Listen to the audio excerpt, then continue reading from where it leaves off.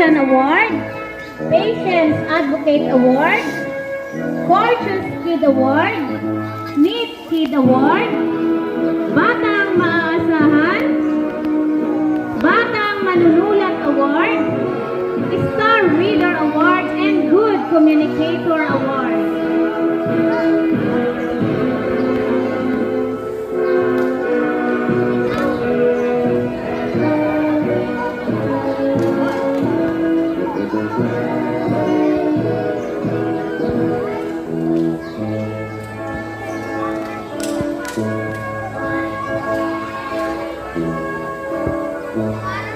Ngayon naman po inaanyayahan ko ang mga batang nagkamit ng karangalan mula sa ikalawang baitang.